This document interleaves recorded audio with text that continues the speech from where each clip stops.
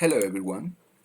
This is a presentation within the framework of the annual meeting of Ciclo, so thanks for watching today.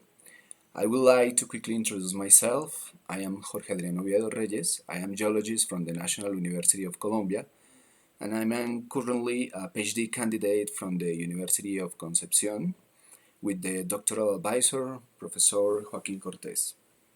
Today, I want to show you the progress on my research topic on the tectonics, specifically the Western Andean front in the central southern Andes in Chile.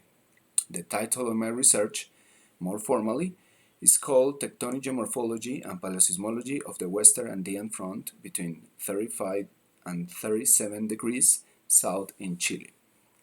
As many will already know, the mountain range of the Andes is a morphological expression of the collision of the Nazca Plate and South American Plate. These collisions occurs at the speed of the 66 mm per year and have an orientation of the convergence of north 78 degrees east.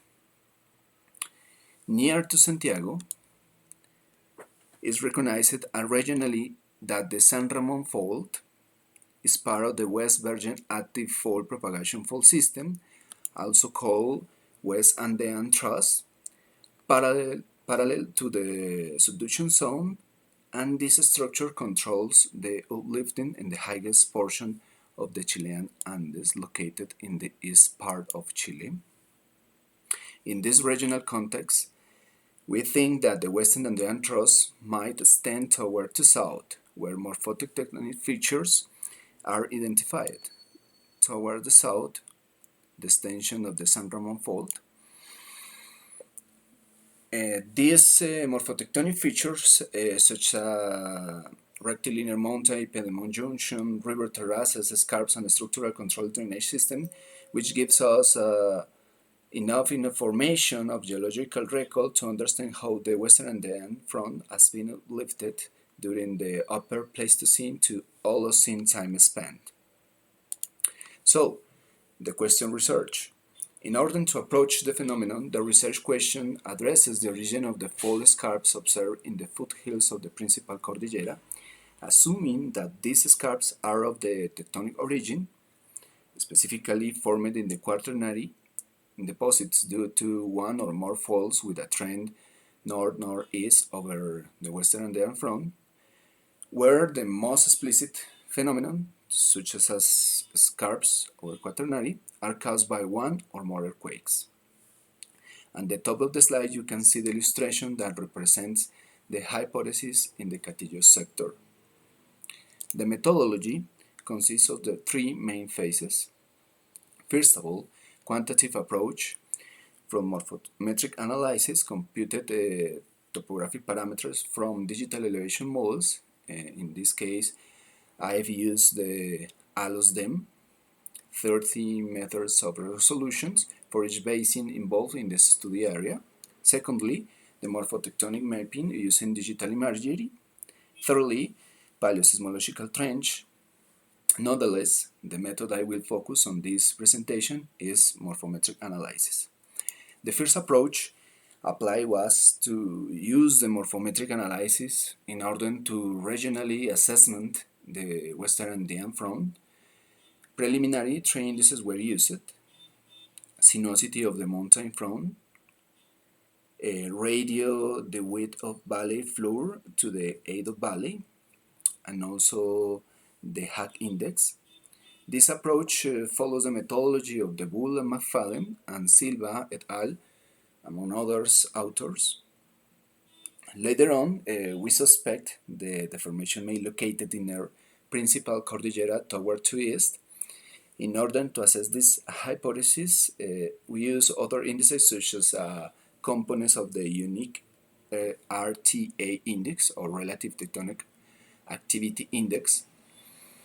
To do this, I have incorporated an ArcGIS-based methodology of the raster overlay or raster weighted indexes, following the procedures of the Matos et al.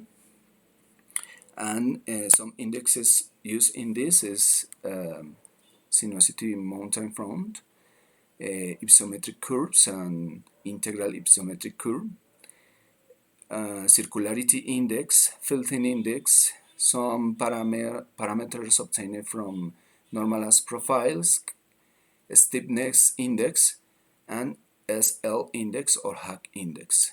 This index mix with other features from parametric topography, shows local relief and slope angle variability. So the data used in this study was obtained from digital models, computed topographic parameters from digital models.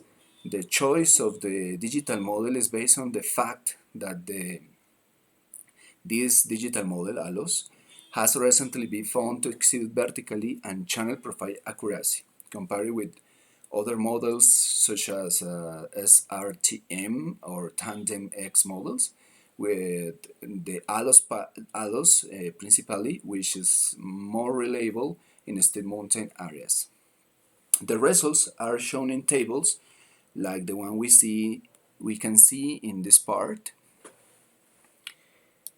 where the values are grouped according to the edge mountain segment in this part and the related basins in this part, adding statistical elements such as mean and standard deviations. Graphically, these results are expressed in GS in this part. Here we have the basins obtained from hydrological models. These results are expressed in GS, where we can delimit the tectonically active mountain fronts. These segments are superimposed on the map of the Hack index or SL index obtained by interpolation, like this.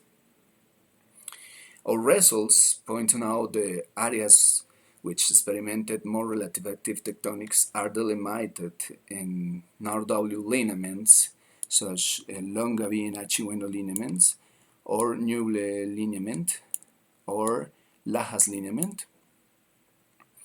Maybe this information obscured by high erosion of the central valleys that have the same trend, such regional drainage slope. However, several segments of WAF are presented high relative active tectonics, principally in the central and south portion of the study area, here, and coinciding with the fall scarps on the regional scale over quaternary deposits, Catillo and Huepil areas. Here we have a fall scarp over quaternary deposits, and Huepil, the same situation. Some high values of the Hack index in the northern part of the study area are associated with lithological change, here the red color. However, in other sectors there is a coupling between the values of SMF index or sinuosity mountain front index and the valley, the radio valley white and 8 BF index. In this slide, we can see the division of the basins along the Western Andean front here, and regional drainage divide here, upload with the parameters obtained from normalized profile analysis in this here, concavity factor and distance from the source. Upload with the parameters obtained from some weighted regression and isometric curves here and here, data used to obtain the relative active tectonics index shown in this image. For this index, the data were normalized according to the information available in the literature. The data were treated statistically in order to be robust at the time of superimposing them in a GIS framework. The dark red areas show very high active tectonics, while the pink ones show high active tectonics, and the dark green areas are the portions with the lowest activity. We can see here and here, but the most important areas is here, the Longaví Achiueno lineament and Lajas lineament. The preliminary discussion is that statistically the data obtained from the geomorphological indexes were analyzed, showing variations that adjust to observational data, such as the location of the fault scarps. It is observed that there is a lithological control over some geomorphological indexes, which can obscure the interpretation related to active tectonics.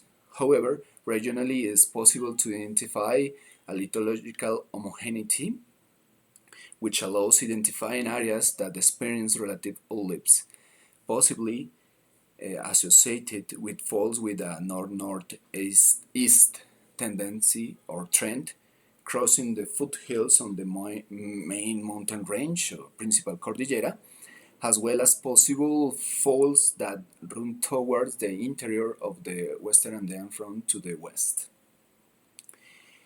It's necessary to define a structural information derived from kinematic analysis to recognize the stress tensor, thus link the results from morphometric analysis properly to the structural framework of the Western Andean front. And final considerations, the use of the geomorphological indices should be oriented from the lithological, climatological, and geomorphological analysis in order to identify areas that experience active tectonics. The results from the two mentioned perspectives show differences in some areas along the Western Andean front. However, they coincide in specific areas that present information related to geomorphic markers. Preliminary, it is observed that some lineaments in the north-W directions, such as Longaví Achiueno lineaments or Laja lineaments, may be tectonically active and respond to a deformation caused by strictly faults that cut the mountain front, but the principal range may be controlled by a truss fault with vergence to the west. Geomorphological indices allow the delimitation of the smaller areas where more detailed investigations are carried out to maybe focus on quaternary stratigraphy or to obtain OSL